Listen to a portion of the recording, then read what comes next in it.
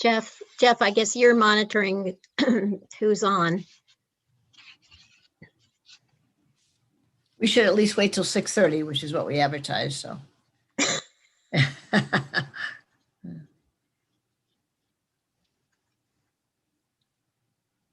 Yeah, Up in my top right corner, it says you can release your video order here. What is that?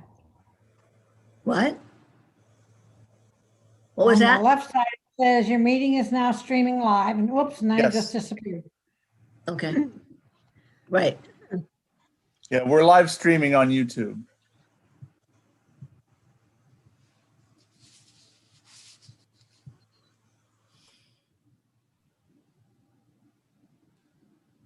I don't know, we've got a good bunch of people here. Mhm.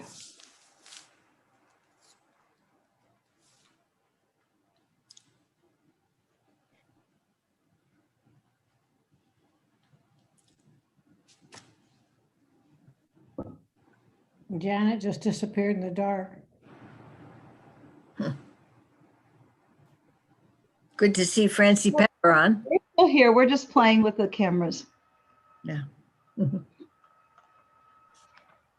it's not gonna let me do that for reasons I don't understand. I'll just give Graham. Just have to use the one that came with the computer Oh, Susan. That's not me. because he wants to use it anyway. Okay. So what do you think? People will keep popping on. Right, I think we should start because we're live. 6:31. Yep. All right. Yes. Welcome, everyone. I'm Beth Sulleberger, president of Women's City Club, and I'm glad you've joined us for tonight's program on insights and We're innovations, not as a widescreen. city, county, and suburban policing. So we've got the sun. Tonight's program is co-sponsored by the Cincinnati Association and the Cincinnati Public Library. Just hours ago, we received a guilty verdict in the trial of Minneapolis police officer Derek Chauvin for the death of George Floyd. Tonight's topic could not be more timely, and I thank Women's City Club's program committee, particularly Jeff Dye, committee chair, Susan Noonan, Rena Saperstein, Janet Buning, Ann Fierst, Sarah Gideons, Amy Katzman, Harriet Kaufman, Cheryl Meadows, and Hera Rains for organizing it. It was 20 years ago that 19-year-old Timothy Thomas was shot and killed in Cincinnati as he was fleeing police. His death sparked days of civil unrest, but it also resulted in efforts to improve police-community relations. A class action lawsuit by the Cincinnati Black United Front and the American Civil Liberties Union of Ohio, an investigation by the U.S. Department of Justice of patterns and practices of Cincinnati's police division led to a collaborative agreement signed in August 2002 with the Fraternal Order of Police.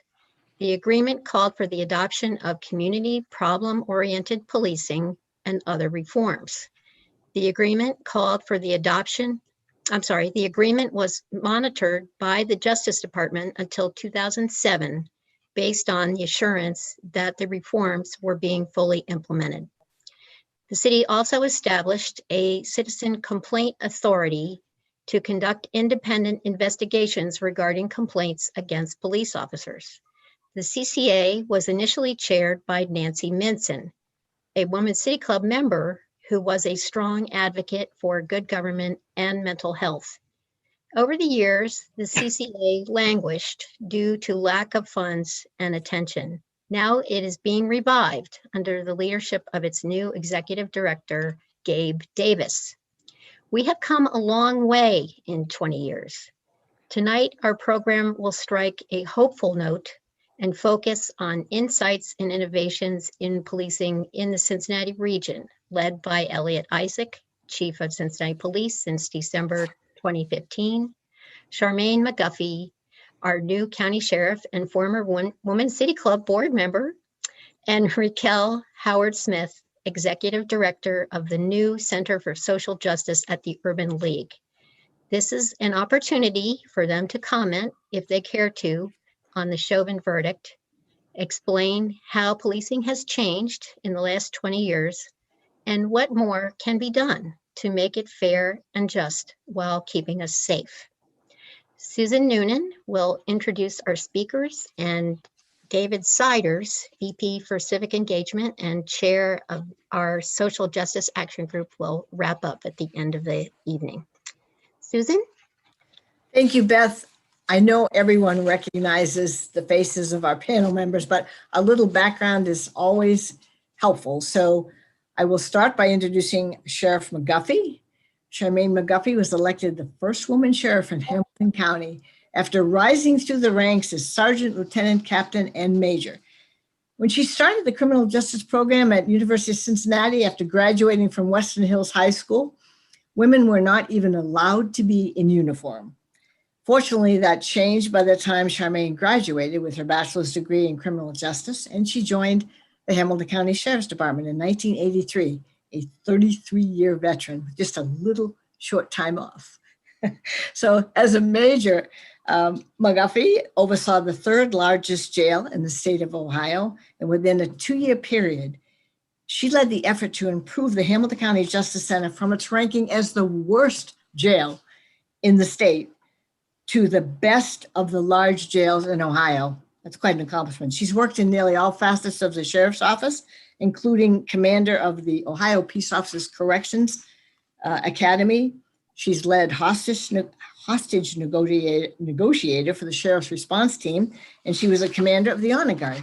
So Charmaine, as Beth said, is also a Women's City Club member, served on our board until she got a little bit too busy. So she's committed to ensuring public safety, accountability, transparency, and engagement with the community. And that's what you'll hear about tonight. Next, we have Chief Elliot Isaac, who I have his age on his bio, but I'm not going to say it because he's just a kid. But Elliot Isaac was in the very first class that I trained of Cincinnati police recruits back in 1988, and he was a star even then. He's a 27-year veteran of the Cincinnati Police Department. His experience spans virtually every aspect of policing, including administration, patrol, command, internal investigations, but he's especially good at problem solving and community engagement. Chief Isaac became a captain in 2004. He served in the criminal investigation as a criminal investigation commander, where responsibilities included oversight of all types of investigations. From 2007 to 12, he served as District 4 commander. He also served as internal investigations, which is always difficult, section commander and department night chief. So Chief Isaacs holds a bachelor's degree in organizational leadership from Xavier University, and he's currently pursuing a master's degree in human resources development from Xavier. And we have as our third panelist, Raquel Howard Smith. Excited to hear Raquel because we haven't heard a lot about the new social justice program. She is a civil rights attorney and a policy advocate specializing in criminal and juvenile justice policy reform. She currently serves, as I said, the executive director at the Center for Social Justice at the Urban League of Greater Southwestern Ohio, a brand new program. Raquel began her legal career as a legal aid attorney representing indigent clients on housing issues. She went on to become the director for the human rights and prison litigation at OJP, and then as director of litigation and policy at Children's Law Center, where she spearheaded initiatives aimed at improving the lives of young people involved with children in the child welfare system and juvenile justice. So before taking the Urban League job, her last job was at the Greater Cincinnati Foundation, where she championed a variety of racial equity initiatives. So born and raised in Cincinnati, Raquel holds a BBA from Howard University and a JD from Temple University. So we have a superlative panel tonight. And what we're going to do is have each of them speak for about 15 minutes. And then if they want to comment on each other's presentations, they can do that. And we will have questions and answers from the audience, which we ask you to put in the chat. And Jeff Dye will be monitoring that. And so we will ask those questions from the chat. So let's start with Sheriff McGuffey, county policing. Thank you. Thank you so much, Susan. And thank you, Women's City Club, for, first of all, the opportunity to be one of your board members. Before I did get pretty busy, and also for everybody tuning in. So I'd like to first start with my comment on the Derek Chauvin verdict. And, you know, I'd like to say, that, first of all, I do believe, and we believe as a staff with the sheriff's office, that due diligence was given and justice was served. We do have a long way to go to rebuild trust in the community. We all know that. And we do need to work to bridge those gaps between law enforcement and people who have suffered inequities in our system. And we are certainly committed to doing that and moving forward. Those are some of the things I'm going to talk about tonight are, you know, programs and actions that we are taking to, you know, bridge those gaps, to create trust in the community, and to really just act in the right way as uniformed officers appropriately in the criminal justice system. So having said that, I'll start with, you know, I took office just a little over 100 days ago, and in here about 4 months. We have accomplished a lot in 100 days. I did lay out a 100-day plan, and I will update you on the things we talked about in that plan and our aspirations were for getting to that point of 100 days and some of those accomplishments. So first of all, COVID has taken its toll on everyone, of course, in the region and in Hamilton County. And one of the things we did is immediately start assessing our jail and the processes in the jail for, you know, guarding against COVID. And when I say that, also we assessed what the condition of the prisoners were. That is the very first thing I did after I swore in the command staff. The very first day I took office is I took an extensive tour of the jail. I spoke to prisoners. I assessed for myself what the living conditions were and what was going on inside that jail. And I came away with knowing, and I did already know some of this, that our jail environment was incredibly stressed by COVID. We had shut down visits. We had shut down religious services. We were locking inmates in for inordinate amounts of time. Prisoners were going in their cells and being locked in there. Part of it was due to the fact that we had shortages in personnel. We needed to isolate people and so forth. And, you know, it really did take its toll and still is on the people who are incarcerated in this jail. And we're working very hard to help them, to get them back out to rec, to get people back in the jail. As of April 19th, we started vaccinating the prisoner population so that we can get people back to normal inside this jail. And, you know, something else that I did was mandate masks for the officers. Officers were not mandated to wear masks, and we started doing that. And, you know, we had a very good compliance level with that once we actually demanded that the officers pay attention to it and do it, and they have. So the next thing on our agenda was our use of force and training updates. And, you know, we have started reviewing all of the use of force reports and working on de-escalation. That's the key, particularly in a jail environment. De-escalation is so key to really getting out your reputation of being a care and custody environment for people who are incarcerated. So, and in that way, we began to embrace ABLE training. Now, I'll explain to you that ABLE training is the active bystander for law enforcement training. And what that means is that we are empowering through this 8 hours of training for each officer and operations staff in our 900 strong sheriff's department. We're empowering everyone to speak up, to speak out, and intervene when they see something that's inappropriate, whatever it is.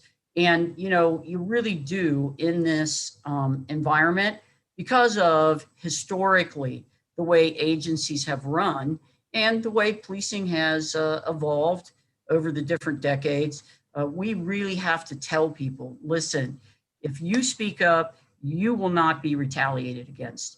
You will be heard, and we will fix those systems. And here on my uniform, I don't know if you can see it, I'm wearing the ABLE pin. So every person that comes through our ABLE training class will get this pin to wear and symbolize that they have been trained. So far we've trained 100 officers. And I tell you, I was one of the first people to go through this training. And a number of my command staff have already been through it. And it is a game changer. It absolutely creates conversations surrounding just what we saw with the George Floyd murder. Exactly what we saw. Someone should have intervened there. Someone should have had the courage and the knowledge that they would not have been retaliated against had they intervened in that situation. So ABLE training now, we've trained over 100 officers. And of course, as I said, all of our officers will be trained in that curriculum. And then there'll be 4-hour updates each year. And we are very fortunate to be one of 34 agencies that were selected to pilot this program. So good things to come. We're going to invite the public in, by the way, to this training so that y'all can help take part in the training with us and see exactly what we're talking about and exactly what we're doing. I do want to give former Commissioner Victoria Parks a shout out because it was her leadership that brought this training to us, and we are certainly embracing it. The next thing we talked about in our 100-day plan was addressing our immigration policies, and we are actively doing that. I'm working with a group called the Willows Project, and we are fashioning some processes that will allow people who are undocumented, who do come to jail on minor charges, to not be grabbed out by ICE and whisked away in the middle of the night kind of thing. We are going to give people a fair process. We're going to work with those processes so that people who are undocumented, one, can feel very safe coming forward when they're a victim of a crime. That needs to happen, and we need to encourage that. So those are things that we're working on, and I'll touch on that point one more time when I come to another program we're working on. And that program is the community engagement piece. Our community affairs program is headed up by a newly promoted African-American major, Jackie Reed, and she's a longtime employee, well respected in our policing world. She's been embedded in the sheriff's office for some 30 years. She is the first African-American woman to be promoted to major in our department, and she is heading up this community affairs. And I tell you, she's hit the ground running. She has employees that we're building into that program, our deputies who are working to do a number of different things. One, she is on the forefront of engaging with Lincoln Heights. Lincoln Heights is a troubled community in some ways, economically and so forth. And Major Reed is engaging with them, finding ways to improve that atmosphere and also connect them to our department in very meaningful ways. In fact, just the other weekend, she gave up her whole weekend to go out and help plant flowers and trees and everything over there in Lincoln Heights, and super much enjoyed it.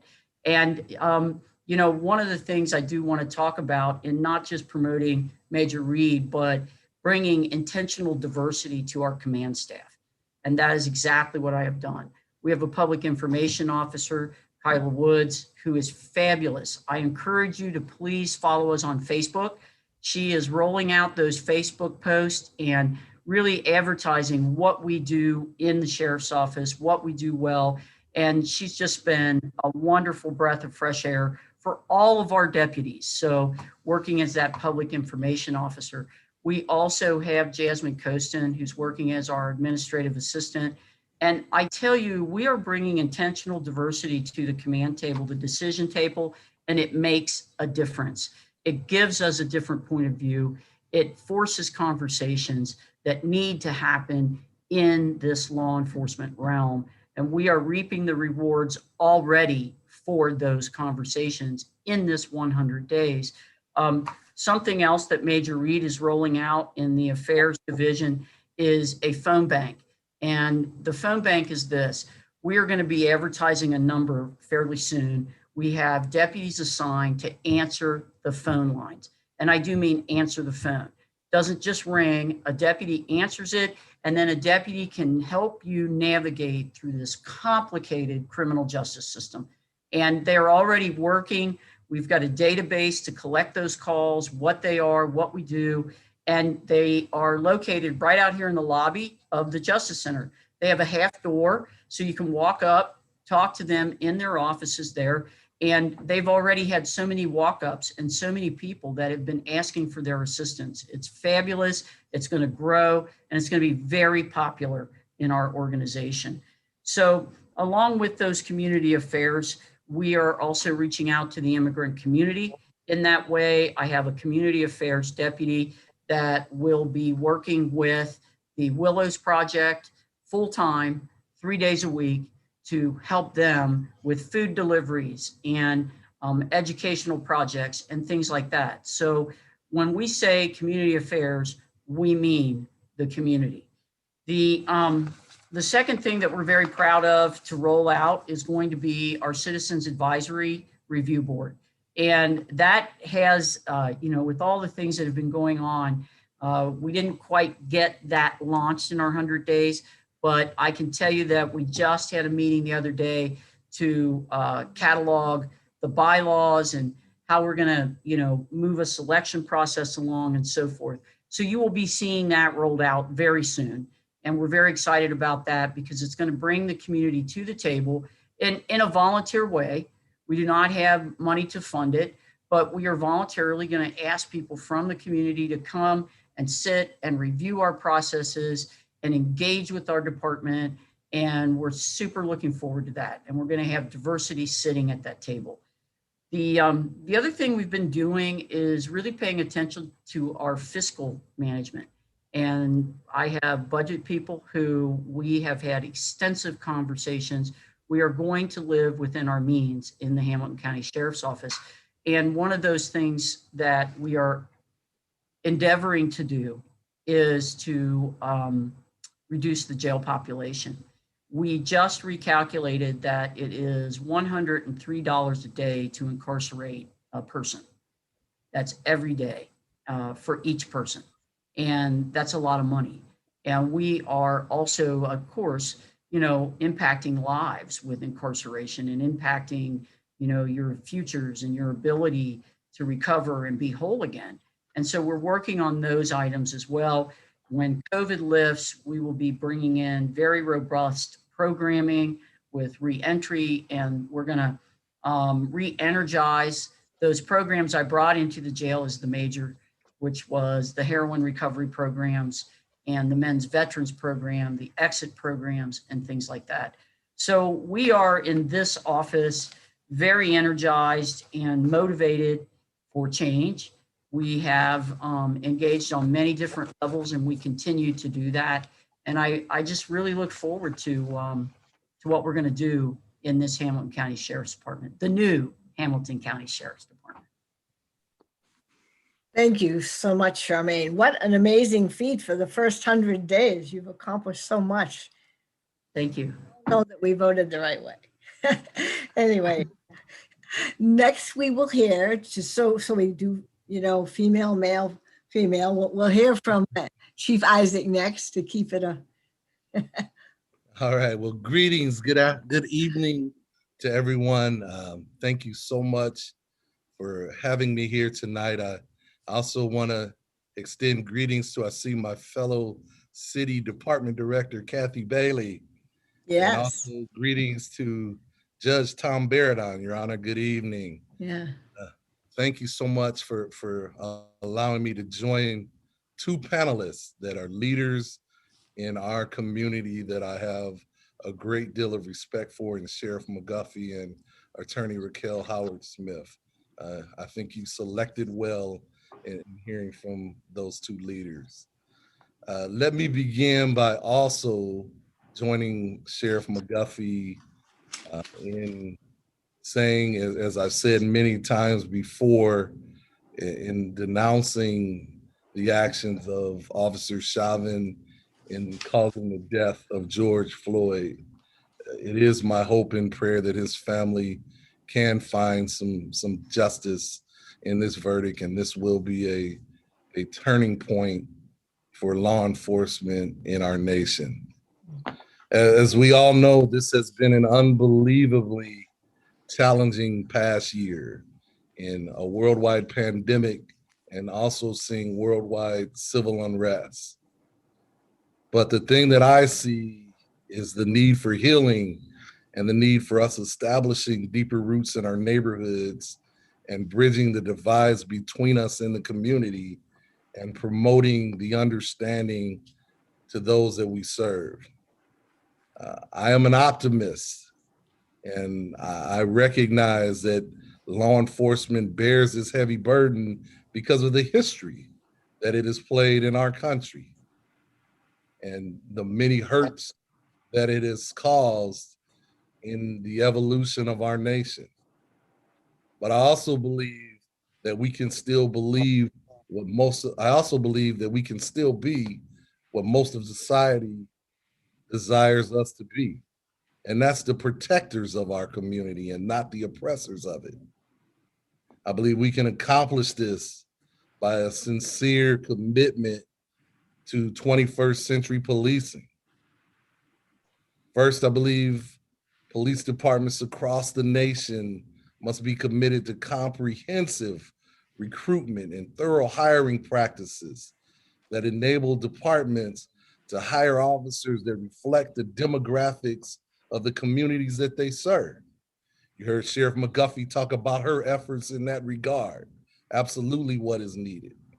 We also need to make sure that we're vetting those new hires to make sure that they are emotionally and mentally and physically prepared for police work. Secondly, I believe departments must undergo comprehensive training that not only include the fundamentals of law enforcement, but training that emphasizes implicit bias, empathy in policing, and have de-escalation tactics embedded in all levels of their training. Thirdly, departments must invest in technology. We have to ensure that our officers are documenting and capturing their activity and that they're focusing their efforts in the best fashion and in the correct locations. Technology can be useful in measuring the productivity of our officers, as well as the efficacy in what they're doing, and give us that warning of any misconduct that's taking place. I think the fourth thing that needs to happen is departments across the nation must have validated policies and procedures that reflect the current best practices for all facets of law enforcement. These policies have to be continually reviewed and updated that we stay current with the latest advancements in the profession. And finally, and most importantly, and what I believe we saw this afternoon, departments must hold their officers accountable for their actions. Solid rules and regulations along with a comprehensive disciplinary process is a must for law enforcement to be what it can. Here in Cincinnati, we are not perfect, but I'm proud to say that we have worked very hard with our community partners to put ourselves on the right track. We've talked about for the past week or the past 2 weeks, the 20th anniversary of the civil unrest after the death of Timothy Thomas and the collaborative agreement that was born out of that tragedy. Because of that, these roots were planted. When we look at those points that I mentioned here, when it comes to our hiring process, we eagerly seek and recruit diverse applicants. We market our efforts toward women and people of all ethnicities. Additionally, we seek military veterans and we go to historically Black colleges in our efforts to seek that diversity. When it comes to our training, our curriculum exceeds the state requirements. In the past 18 months, I've even added additional training in and around implicit bias and bias-based policing. I brought procedural justice training here for all of our supervisors. And we've conducted a training on empathy through history for the entire department so that our officers can understand the history of what law enforcement was and how when they encounter people in the community, there is that inherent mistrust and where that came from and the work that we need to do to overcome it. When it comes to technology, I'm proud to say that in my 5.5 years as chief, we've launched our second generation of body worn cams. We've also invested in our signal sidearm technology that activates the body cameras anytime an officer draws his firearm or activates his taser. We've implemented Shot Spotter. We've also implemented a new records management system, and that will also allow us to further advance our early warning tracking system. I know that many say that it has been abandoned, it's just simply outdated and has outlived its usefulness, and something that's over 2 decades old.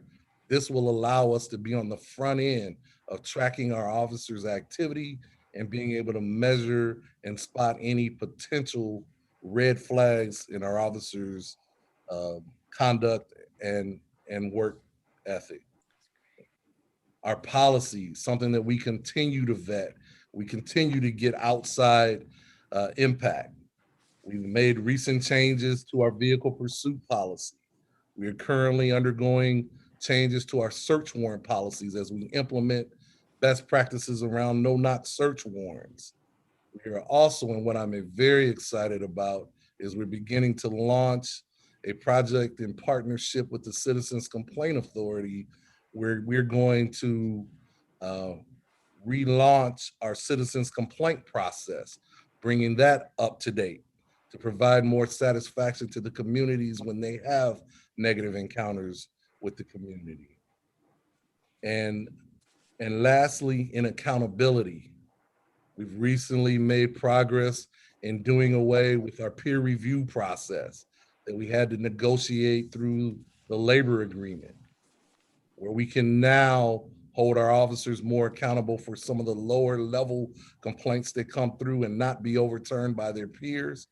We've also increased the longevity in which those disciplinary actions are kept on their records so that they can continue to be held accountable. And these are for the officers that we know at times have some challenges.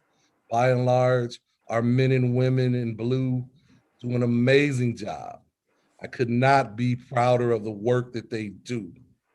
There are some true heroes here in your city that go out each and every day and do amazing things that after 33 years of service, that bio was a little bit dated, Susan. You got, they gave you an old one. Oh. A little bit old, but after 33 years Yeah. of policing, I'm still amazed and very proud of the work that they do. I know our communities deserve the highest quality service. And there are so many things out there, but history has shown that underinvesting in police can have disastrous consequences. And it will hurt the communities that are most in need. We need to make sure our folks have the best training, the best technology, and that they are using that in the most effective way. As a profession and as a society, in the tragedy that we've just recently seen in the outcome, we have an opportunity to implement reforms that I believe can be a turning point for police and community relations. I want to thank you all for allowing me to share this evening, and I'm sure there will be more to talk about on the question and answer point. Thank you so much. I think actually it was my subtraction skills on that year thing. Of course I knew it, 1988. So, okay. Now we're really looking forward to hearing from Raquel Howard-Smith, because we don't know a lot about your new program, and so curious to find out how you're interacting with municipal police departments. Yeah, so thank you, first of all, for having me here today, and thank Sheriff McGuffey and Chief Isaac for the work that you guys are doing. I'm writing notes profusely, right? While you guys are talking, because part of my role is to really be up to date on what is happening here in our region around policing. So first I want to start out, before I talk about the center, just my reaction with today's verdict. You know, as odd as it may seem, we celebrate today, and we celebrate because officers are rarely held accountable in this way. This was an incident that brought the whole world out to demand accountability in every major city and small towns, and folks were demanding the same thing, is the end to police brutality and for the officer to be held accountable. And in this particular case, we see, you know, that Chauvin was held accountable in almost every way. He was terminated from employment fairly swiftly, subject, at least the city was, to a civil judgment or a payout to the family to compensate them, and then was criminally charged and convicted by a jury. That is, from my perspective, what should happen in any case where an officer violates their internal policy and violates the law using deadly force in taking someone's life. So, you know, I think that I applaud the fact that the jury in this case, actually everyone who made the decision to advance this case through the criminal legal system. So the prosecutors who decided to charge him, they all had the courage to do something that often is not the case. So that is my initial reaction to the verdict today. Just backing up a little bit. So the Center for Social Justice at Urban League was actually founded in direct response to the social unrest and the protesting that occurred across the country last summer. And the thought was that there needed to be an initiative that looked at policing in municipal departments. We have a longstanding collaborative agreement that Chief Isaac discussed in the city of Cincinnati, but we didn't know much about what was happening in the municipalities that we live, work, and play in. So it started last summer. I came on in August and really started forming the mission, talking to stakeholders to determine what this work looks like. And what we landed with is to really focus on working with police departments and communities collaboratively. Does this sound familiar, Chief Isaac? To work on 4 key issues. 1, our goal is to eliminate racial profiling. 2, we wanted to reduce the use of force, period, across the board. We want to ensure police accountability when an officer violates their internal policy or breaks the law. And then 4, we really wanted to concentrate on establishing community oversight of law enforcement departments. The taxpayers are the ones that should hold police officers accountable. And because, you know, we are finding out that each municipality is different, that community oversight is probably going to look different in every single city, village, or township. So how do we plan on doing this work, or how have we been doing this work? We are focused on policy advocacy. We're also engaged in a very robust data collection project because how do you know what's happening in the municipalities if you don't have the data? We're working directly with communities to develop their own solutions once they identify that there's a problem. And then we're here to support the community and police department to bring our internal capacity to help solve problems around policing in their jurisdiction. Now, I wanted to dig deeper into some of these issue areas, our focus areas, and both the sheriff and chief have touched on some of these items. When it comes to racial profiling, we are looking at whether a jurisdiction has anti-bias training or requires it. what we're finding out is most departments do. And that really comes from a push at the state level to have all officers trained in this way. We're also looking at hiring practices and stop and arrest data. I'll talk a little bit later about the learnings that we've sort of gathered so far in some of these key areas. So in terms of use of force, we're looking at the policies as been lifted up before, whether there's de-escalation training, particularly for target populations, like how do you de-escalate an interaction with a young person, someone who may be experiencing a mental health crisis, an elderly resident, or someone who is pregnant or has a medical condition. How do you de-escalate an interaction there so people don't get hurt?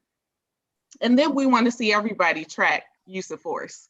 I don't care if it's considered to be a minor use of force or just a scuffle, all the way up to the most extreme, which is deadly use of force.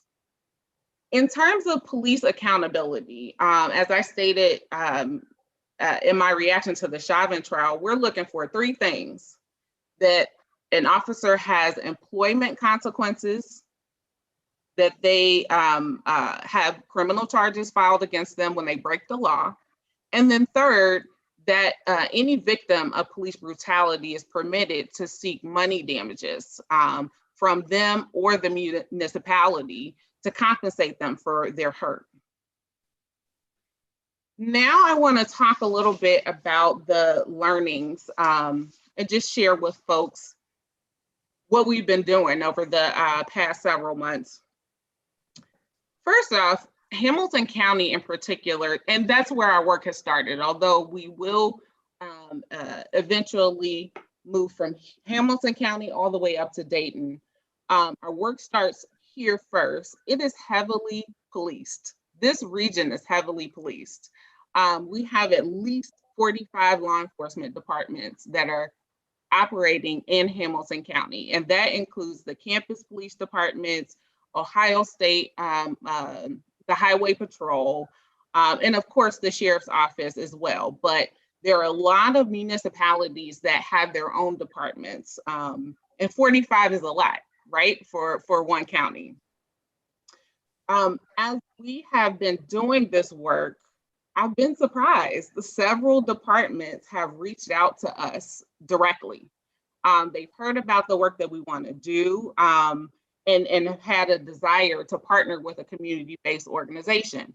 I did not expect that, especially coming from being a civil rights attorney who used to sue police officers for a living.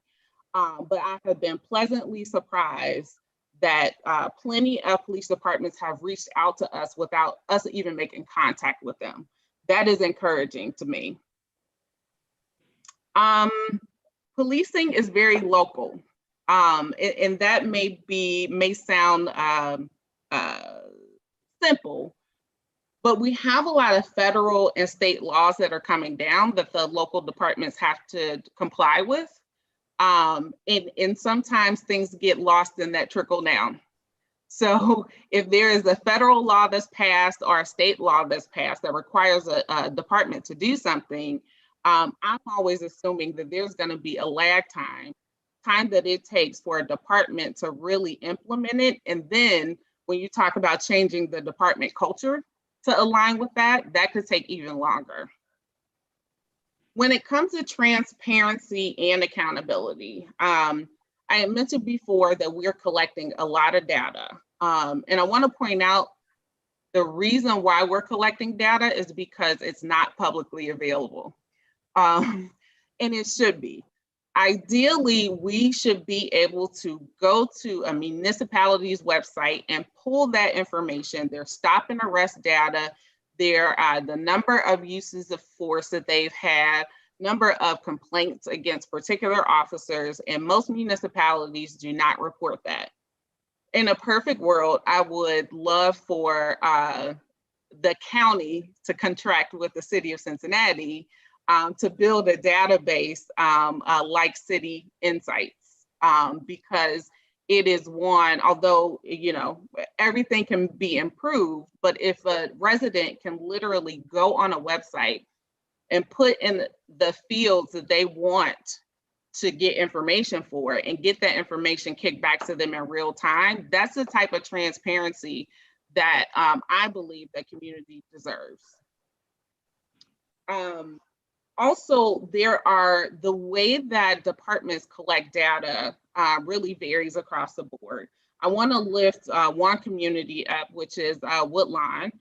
We've been working with them quite a bit over the last several months, and the reports that Woodlawn puts together for their public safety committee has all of the information from my perspective that a community would want to see. It breaks down the stop and arrest that have occurred, traffic and pedestrian, within a given month. It identifies the race of the person, or disaggregates that data by race and gender. And what it also does is it ties that to the actual officer that either responded or that made the stop or arrest. And that's what we want to see. We are using that as a sample to pass on to other jurisdictions to say, hey, this is what we think you should be doing, with the hope that law enforcement officers are also competitive, with the hope that they want to outdo Woodlawn when it comes to being transparent. Use of force incidents are not being reported, not across the board. And I'll just give you one quick example. We requested records from one jurisdiction. They reported 0 incidents of force or uses of force. We Googled and found at least 5 that the media reported in that same time period. And I wouldn't call that jurisdiction out because we're working with them and trying to see where the disconnect is before we would step out publicly to say, hey, they're not doing what they're supposed to do. The local agencies vary in size. Most of us are small, and almost all of them have cited lack of funding or access to funding when it comes to accessing body cams, increasing training, and also recruiting diverse officers. Both Sheriff McGuffey and Chief Isaac touched on this. This is a national problem, being able to hire, recruit, and even advance people of color through the ranks of police departments. And we internally have come to the conclusion that a lot of this has to do with lack of trust, particularly when it comes to recruiting Black officers. Police departments don't have a good rep right now. So the best way to combat that problem is to work on police community relations, and hope that because people have good relationships with the officers that are patrolling their neighborhoods, that their young people are going to want to become officers. And then 2, the adults that they're interacting with are going to be easily recruited because they see good things happening. And then lastly, I did want to touch on the fact that, training has been emphasized really over the past 10 years or so, particularly when it comes to anti-bias and implicit bias training. However, there's no really hard evidence that affects whether an officer will be biased in their policing. So one of the things that we are pushing for is for there to be some type of performance metric around that to ensure that an officer, after they receive that training, that they're being judged, their performance is being judged around whether they appear to have some bias in policing. I know the city of Cincinnati in the past year or so worked on a project, and maybe Chief Isaac, you can talk a little more about this, where they were developing a bias-free policing tool. My hope is once we find out what stage in development that is, that we can use that same tool in other municipal departments, because that's how you're going to find out whether an officer is really engaging in bias policing and driving those racial disparities that we see. Now, I did want to list at least 2 opportunities that I see when it comes to police reform. From a local standpoint, I see working with the sheriff's office as one of the biggest opportunities that we have to impact policing here in our region. And I'm hoping that the sheriff can talk about this a little more, but we know that the sheriff's office contracts with several municipalities to provide their patrol services. And we don't know much about what is happening in those jurisdictions because they don't have their own police department.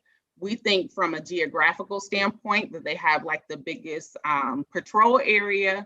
And as the sheriff is working on those reforms, that's gonna impact that geographical area. So we do see that as the biggest opportunity for reform here. And then second, the George Floyd Justice and Policing Act is a piece of federal legislation that is pending now. It has been voted on by the House and is now before the Senate. And that is the biggest and most impactful police reform legislation that has ever been proposed in our country's history. What that piece of legislation would do is it would ban qualified immunity, which is a legal doctrine that makes it difficult for people to collect money damages in a police brutality case. It would ban no-knock warrants. It would ban federal agents from using chokeholds. It would establish a national registry for police misconduct. So no matter where police officers move, there will be a record of their misconduct in this national database. This piece of legislation will also provide funding for community-based organizations to reimagine what public safety looks like, which is something that really was demanded last summer in response to George Floyd's murder. So I'll stop there. I think that what I want to leave the group with is one thing. Our goal is to prevent police violence before it occurs so that we no longer have to hold our breath or be disappointed when an officer is not held accountable. And then finally, in closing, I will say that one of the foundations of our work is that Black and Brown communities are entitled to both public safety and justice at the same time without compromising the elements of either one. And that is why it's important for us to work with both police departments and communities, because that is the only way we're going to reach that goal. Thank you so much.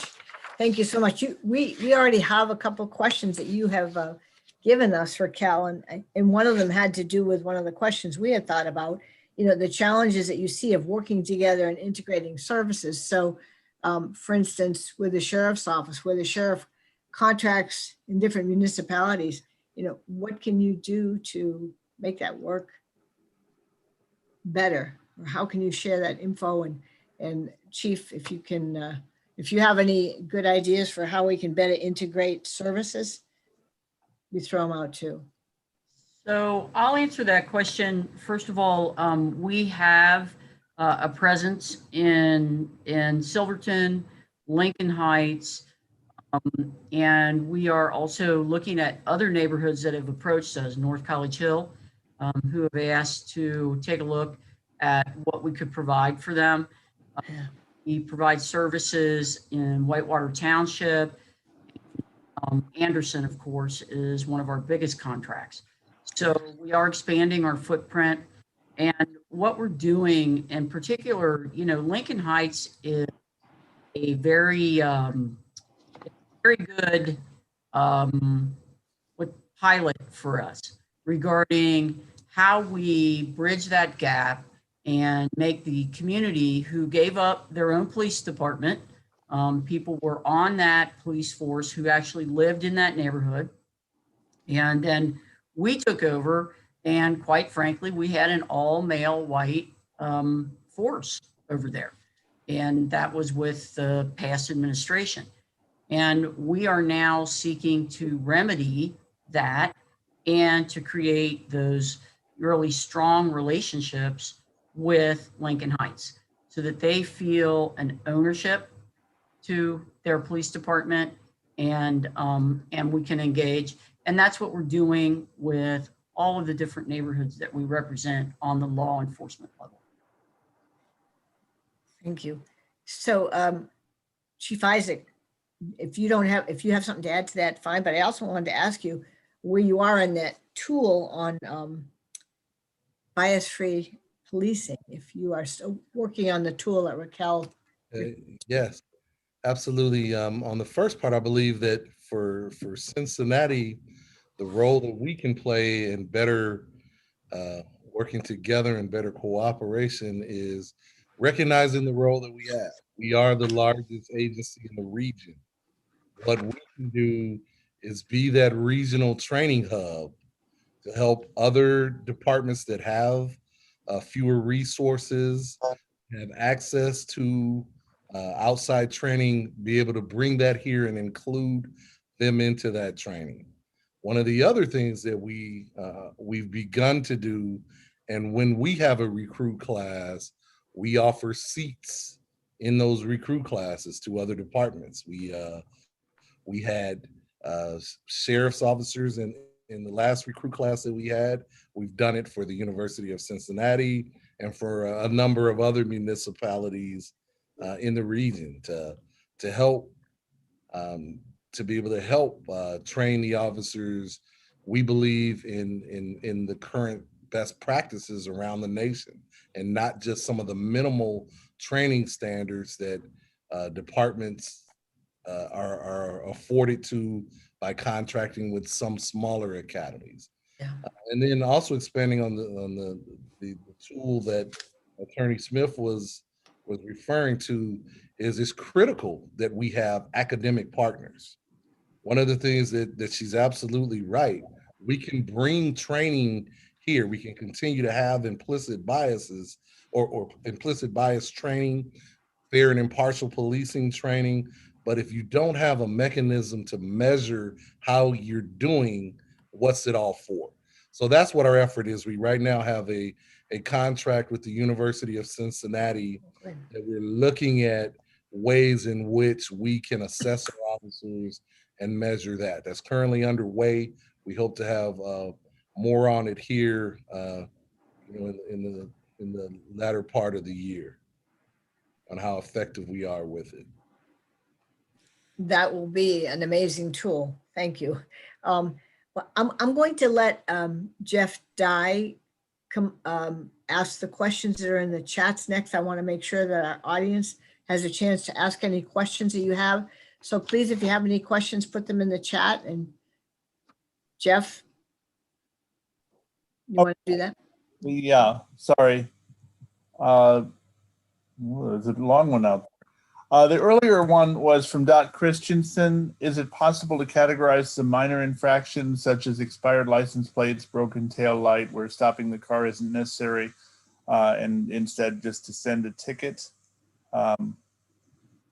That would certainly reduce some of the incidents that have been coming up. So that's one question. That could be for any of the Panelists. panel. I know there's been some exploration into things of the nature such as red light cameras. I know that is oftentimes a controversial subject in communities. Some communities don't want that. I think that when we look at traffic enforcement, one of the things that I can tell you over the past 2 decades, we've reduced our traffic stops by half. However, traffic enforcement is still critical. We still see pedestrians that are struck in high traffic areas. One of the things that continually concerns me is the level of distracted driving that we have. Everywhere you go, you see someone's face in a cell phone, and the accidents that have been caused by that due to inattention. I certainly and I largely agree with the intent behind it, that the greater the opportunity there is for us not to involve or take enforcement action on low level offenses, that is for the betterment of everyone. However, I think that we have to find that balance. There's still that balance, and I think we're still finding our way through that. Well, I hope that answers his question as close to what he was looking for. Right. Either Sheriff McGuffey or Attorney Smith, do you have anything to add to that? Well, go ahead. I just wanted to add that that part of that is a legislative issue, right? Police officers enforce laws, and the legislator here in Ohio has the ability to either decriminalize those things altogether, or to determine what the officer's discretion is there. If the legislature decides, and it's really up to us because we elect them, right? If we tell our elected officials that we no longer want people to be stopped for minor infractions because we believe that a lot of those stops are pretextual and lead to racial disparities, then maybe the legislative body that we have here will listen to us, or at least be prescriptive about what the officer's discretion is. So in this particular situation, you are to stop and give a warning, or you are to cite and let them go. I think that the issue comes when a person is stopped and then an officer decides, and this is discretion as well, that they have probable cause to move further. So if they smell weed in the car or think a person is being, looking suspicious, then that escalates it further. So I would say that this is definitely an issue that the people that we elect can change. Thank you. And my comment just very quickly is just what Chief Isaac echoed there about just the fact that there are drivers who need to be scrutinized when they're distracted. There are certain traffic, violations that we absolutely have to pay attention to regarding speed and things like that because of the consequences of that type of behavior. And moving forward, yeah, I say we have conversations about what legislation can do with those items that are minor infractions. Thank you. Susan, I just wanted to say that Officer Stephen Saunders answered my question privately on the thing, and he was explaining how often, and this recently happened to me when I had a tail light that was out, and someone was nice enough in a parking garage to tell me that my brake light wasn't working, so I could go get it fixed. But very often, if you're driving your car, you don't know that your tail lights are not on or whatever. So there are good reasons, but I That's still right. think the other question I had was why do police feel that they have to get everybody out of the car? Why can't they still deal with a lot of things with the person sitting in the car? The overwhelmingly majority of those, the officer does not remove a person. That should be actually in rare cases. It should not be solely for the traffic offense. There has to be other reasons for that. That should happen only in rare cases. but to remove someone from their vehicle for a minor misdemeanor traffic violation is not reason for an officer to remove someone from their car. Okay. Thank you. Jeff, next, you want to do the next question? Sure. This is a long one, but I'll do my best. It's from John Spencer. There is a huge difference between the level of training provided to CPD officers and recruits and the training required by the state to be licensed as a law enforcement officer, which is what many smaller departments get. As Ms. Howard Smith suggested about building a single database, CPD training be the single training organization for all recruits before a badge and a gun. This would ensure that all departments have the best training and practices. It would also ensure that recruits from less diverse communities get exposure to and learn how to deal with people who are different from themselves. I don't mean to disparage the sheriff's training. I just don't know enough about it. So I don't know if he wants to comment anymore, but that could be for, I guess, the panel to answer. Well, what I will say regarding the sheriff's office training is there are two different training points that we work with in the sheriff's office. One is a jail academy, a jail academy, and that is a 8-week academy that anybody that enters our department has to attend and be certified as a jail service officer, and that's a state certification. And we oftentimes, not oftentimes, we always do, put our extra curriculum in those weeks so that officers can understand our personal policy procedure and get, tours of the jail and so forth. I feel like we have a very robust training curriculum there because when officers are in our jail, some of them are working to get out to road patrol.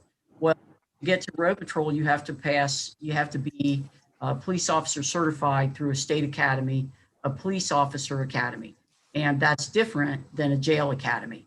So sometimes officers enter our arena here in the jail and they're already certified by the state of Ohio because they've attended that academy, which is some 8-9 months long. And there are times when those officers will attend an academy while they're working here in the sheriff's office. What I've done is we are working to create guidelines that will dictate that our officers will attend our selected training academy for police officer training, and that we will send them on our dime, our time, with a particular signature that dictates, what they will give back to us for that effort, because academies are about $10,000 when people attend them on their own. And the sheriff's office does have, again, a very robust in-service training that we do each year and keep our officers up to date with training. Thank you. We offer a discount, Sheriff. We do it for $5. But she's absolutely right. We are the experts in corrections training. What our desire is to be, and there've been some conversation with the Ohio Peace Officers Training Council that there be established 3 or 4 training hubs throughout the state where police officers can go to be trained and certified as police officers. We believe we are best positioned to be one of those training hubs, obviously here in Southwest Ohio. So something that I hope will come out of some of the reforms around the state, that we can all get on the same page and have centralized training as it relates to policing.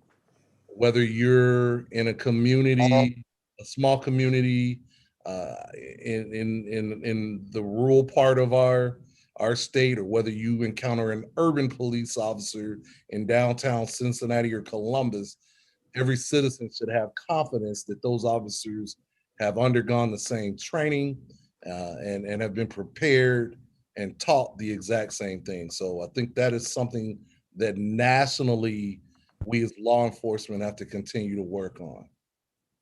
Can I ask a question of both Chief Isaac and Sheriff McGuffey? In your training programs, do you include any amount of training or sessions where community members are able to train officers on what they want to see in their communities?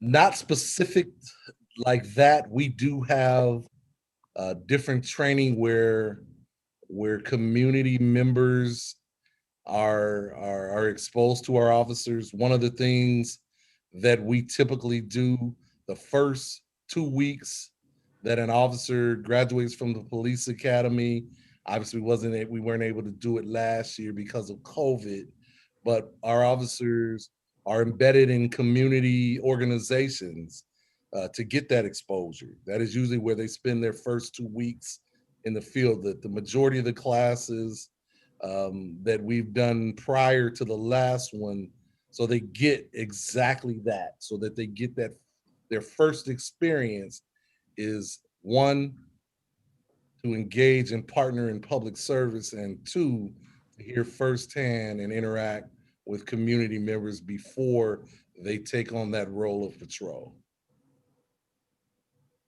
And I'll answer the question by, going back to the fact that we are embracing the ABLE training, and that in that ABLE training, we are working to bring people from the outside, civilians, to participate in that training with us so that they can communicate with our officers. And, our officers oftentimes, the bulk of our officers are concerned with people who are incarcerated.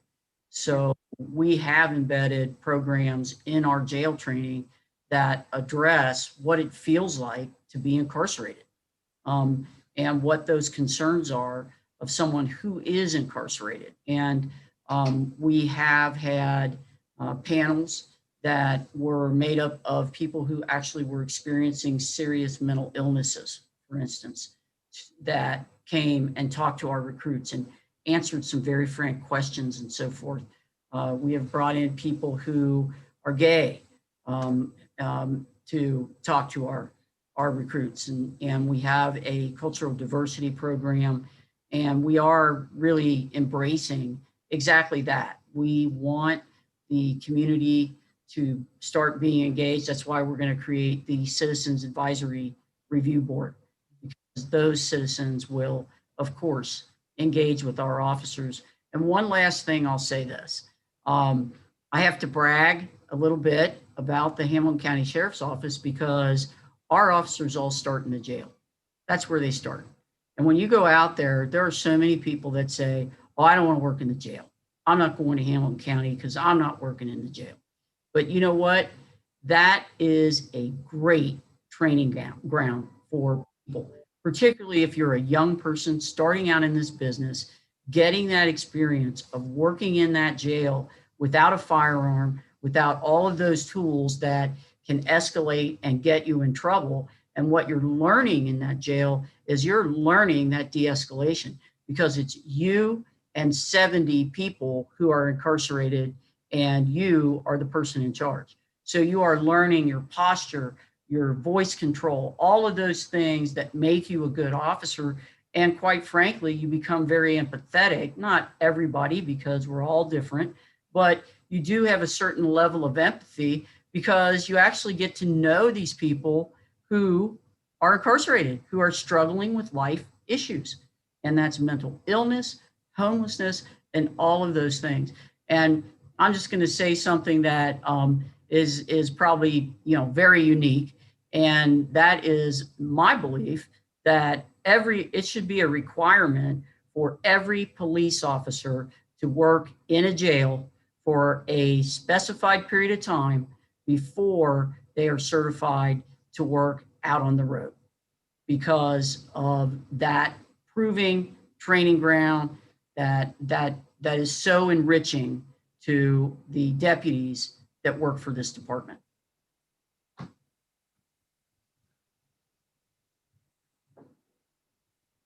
Jeff, are you going to continue? asking? Yeah, I'm sorry. Yes. One question was, can Chief Isaac speak about the LEAD pilot program in Cincinnati? That's law enforcement assisted diversion. Absolutely. And as I mentioned before, I think it's critical that we look for every opportunity to divert low-level offenders who often their challenges, whether it's alcohol or drugs or mental illness, homelessness, that we can work with them and provide them an opportunity to seek treatment or help rather than be introduced into the criminal justice system. We currently have a pilot program in District 1 in our central business section. What I can tell you though is it's been slow going, coming this past year through COVID, and then really just finding individuals that are willing to engage in the program. Oftentimes, there are individuals that would rather, knowing that right now that for low-level offenses, they're not going to be kept in jail, that it's easier for them to choose that route than get the help that may be available to them. So, but I believe that this is the direction that law enforcement needs to go.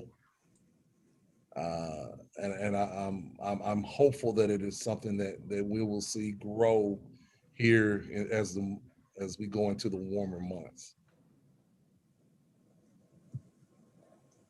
Thank you.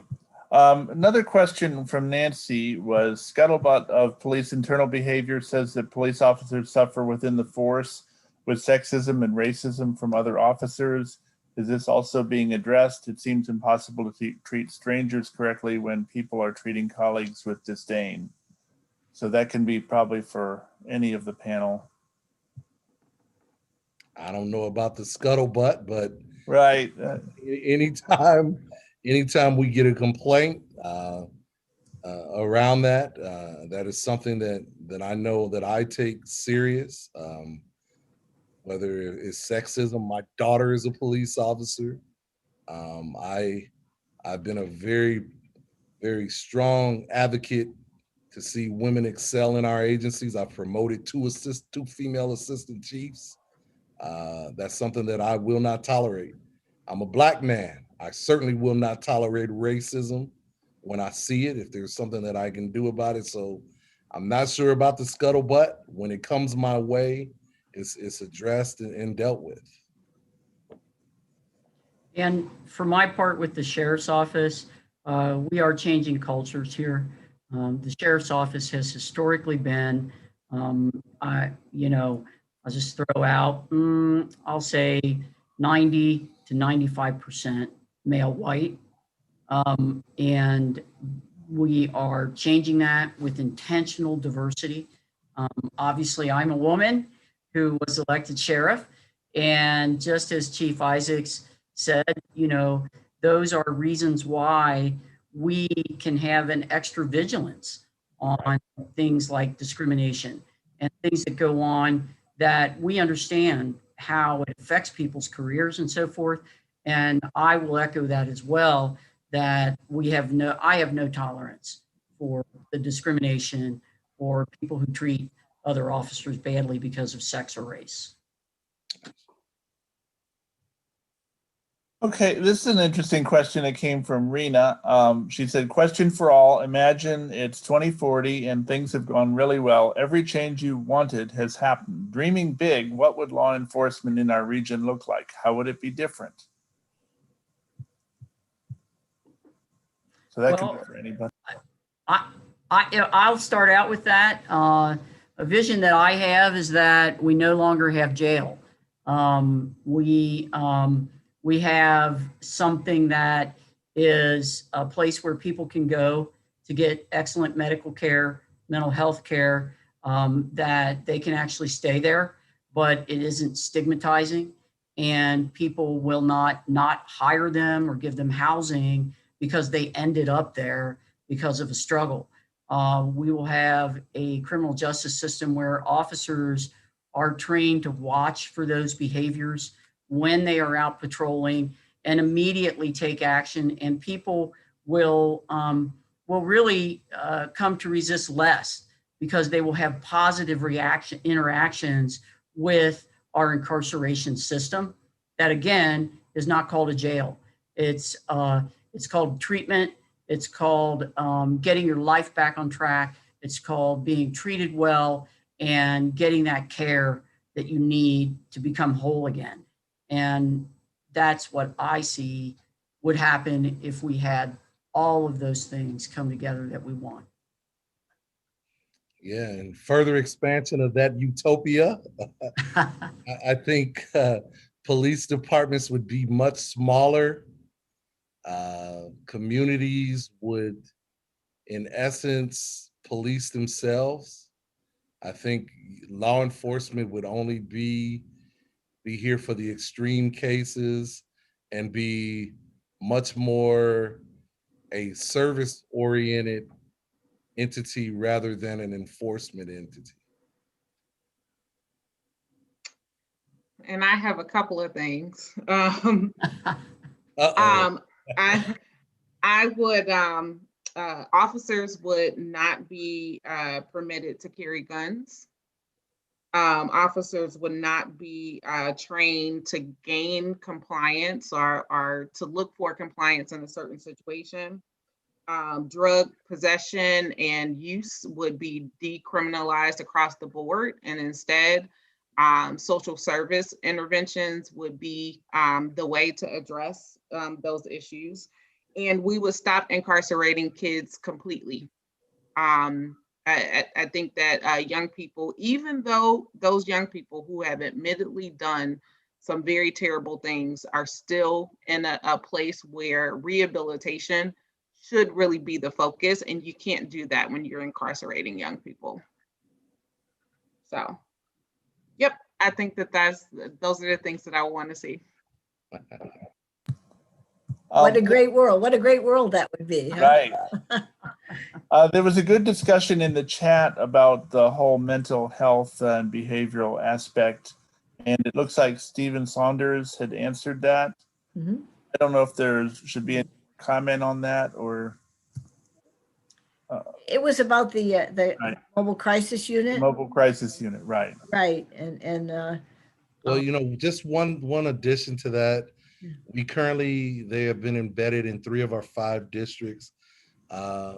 In this budget cycle, the city manager has allocated additional dollars for expansion of the mobile crisis team to expand their hours and to be available in all of the districts. One of the things that we hope for, and it still hasn't come into fruition, not so much because of funding, but because of staff for mobile crisis. What we would like to do is to be able to have a trained clinician that would be in our emergency communications center that would be available to triage those calls as they come in. So rather than dispatching a police officer to someone that's in a mental health crisis, we can have mobile crisis respond or some other social service entity rather than uniform law enforcement, and to hopefully have better outcomes and to be able to meet the needs of those individuals.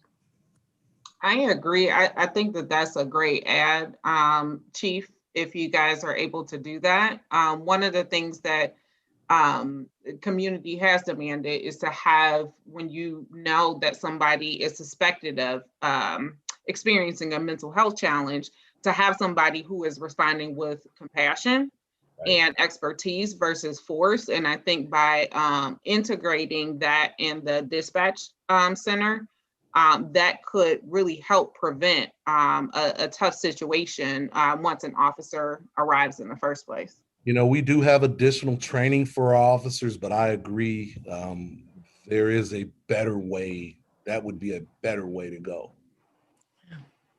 so did you get that? Did you see that question, Jeff, about education that police candidates are required before entering the academy? Is I there did see, college age or high school? The basic educational requirements. Currently, our officers are required to have a high school diploma. However, many of our officers do take their college degree. Some even go on to graduate degrees, as we are very, very fortunate to have a tuition reimbursement program that has allowed our officers to continue their education. So we have nearly half of our officers have a 4-year degree. So you have to be 21 to You go. have to be 21, correct. And Police that is academy. because in Ohio, you have to be 21 in order to carry a firearm. Thank you. So in the sheriff's office, we are hiring 19-year-olds to work in our jail. We have gone back and forth with that policy. There have been times when we said, no, we're not going to hire anybody that's not 21, and gone back to capture people in those younger ages. So obviously, high school diploma is required to work here, or GED to work here in jail, and also to go to a police academy. The same applies statewide. Your requirement will be all of the background qualifications, but a high school diploma. Before I have a quick question. Chief Isaac, you had talked about the fact that when you're recruiting, and I know how hard it is to recruit minorities, and so you often go to the military. But after this last year, we've seen that so many of the military seem to have some white supremacists in their minds and their backgrounds. I mean, when we watch some of the news and see the insurrectionists and so forth, I mean, how do you what's the word I'm trying to think of? When you're interviewing people, how is it that you siphon out people that have those tendencies? Because I know before the collaborative agreement, there were some officers, definitely some people that had that tendency, and well, now, get Susan, rid of them. I'm a military veteran too, but I think that there's some wonderful people that come out of the military. Absolutely. We're very proud that about 30% of our department are military veterans, and when it comes to hiring anybody, we do a very thorough background check that includes a psychological examination. And not only do we examine, when I say a thorough background, we examine their social media, every aspect of their life. We talk to their neighbors, their employers. We look at everything for the folks that we hire. That's part of the challenge why it takes us so long to hire people. And any type of indication of that is grounds for dismissal, or we certainly won't pursue someone that has any indication of something of that nature. Do people have to have a polygraph test? And they're still required to have a polygraph test. Okay. I have a quick question that's related to that for both the sheriff and chief. Have you guys identified any officers that were at the Capitol or participated in the insurrection on January 6th? And if so, what happened? We did not identify anyone. We've had no indication or nothing that has led us to believe that any of our officers were there or involved in that in any way. We had an officer who recently was identified from his Facebook post. He was not at the Capitol, but he was identified from his post as being a member of the 3 Percenters, which is one of the groups that was there at the Capitol for the insurrection. And, we also identified that prior to that, in the prior administration, he had posted on his Facebook page that he invited Muslims to his front yard so that he could, quote, kill them. He put that on his Facebook post. To tell you the difference in who you elect, all right, the prior sheriff for that. And it was, I mean, it happened. It was real. He did it. The prior sheriff gave him 1 day off work for that and then allowed him to take a vacation day to make up that 1 day. So basically got a vacation day for that post in 2019. And then, of course, he was emboldened because he wasn't held accountable. So he was later emboldened to do this 3%er thing where he puts the flag on his Facebook and he hoists the flag in his front yard and he, you know, and he does a number of things related to that. And when it came to our attention under my watch, I'd only been here, I guess, less than 2 months. That individual's been fired from this agency. And, you know, I'll just tell you, because this is an example of what happens when you allow officers to get away with that kind of behavior.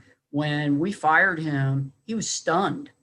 He absolutely, his remark to us was, oh, well, I thought I was going to be able to just go work in property. I thought I was just going to be assigned to a desk. No, dude, this is real. And, you know, we have a new sheriff in town now and he will no longer work here. So that's what happened. I know that's right. This is great. You know, I know we could go on and on, but I want to respect people's time. And we had said 6:30 to 8. I'm going to let David do his closing, but this has been absolutely fascinating and wonderful. I want to thank you all so much for the information you've given us. And I think, you know, if anybody has questions, really burning questions, maybe you can email them to the chief or the sheriff or Attorney Smith, and I'm sure they'd answer. But thank you so much. And I'm going to let David do his closing. And I think we got a lot of the questions. The one thing we missed was that Divert program, and that's an absolutely great program with Women Helping Women. Could we quickly do that? And then we'll go to David. I hate to miss it. Program we're very proud of. We launched in 2018 in partnership with Women Helping Women, our domestic violence enhancement response team. We're a team of Women Helping Women advocates respond along with our officers to domestic violence calls, while our officers focus on the offender, the crime scene, and what needs to take place. The advocates are there to take care of the survivors and any kids on scene to make sure that their needs are met and they're taken care of. So a very strong partnership that we're very proud of, and we just hope to continue to grow in the future. And we're following Cincinnati's lead. We are going to do the same program. We're going to work with those people with that program. So thank you, Chief Isaac, for being that. That is awesome. And maybe some of the municipal departments will start to do that too. It's a wonderful program. David, you're next. I just want to echo Susan's thanks to everyone. As representative of Women's City Club for civic engagement, I can't thank all of us enough for being part of this truly vital civic engagement experience tonight, where we not only listen and learn with each other, but we're hearing each other, thinking about and deliberating over things that we're learning and talking with each other about. So again, thank you all for joining. And I have the good honor of informing us of what's ahead. As we've mentioned several times tonight, we're all very interested in learning more about the restoration of the Citizens Complaint Authority. So Monday, May 10th at 6:30, another live virtual event, we will have a conversation with Gabe Davis, fairly newly appointed of the Cincinnati Citizens Complaint Authority. So please join us for that. You'll find more information on our Women's City Club website. And then the next event in May is the long-awaited National Speaker Forum. The Women's City Club, as you know, has the renowned annual National Speaker Forum that got delayed for the first time in years because of the pandemic and shutdown. But we are bringing forth author and journalist Denise Kiernan on Tuesday, May 18th at 7 p.m. speaking on generations of grace, inspiring women who shaped American history. So please check out our website, womancityclub.com, or excuse me, .org, and do look into becoming a member, because we have just an amazing recurrence of these kinds of civic engagement events, as I've touched on tonight. So again, thank you to everyone. Thank you to our esteemed panelists tonight and our program team. Thank you to our President Beth Soloberger and for Barger and for Susan for moderating this evening. So have a peaceful evening and take care.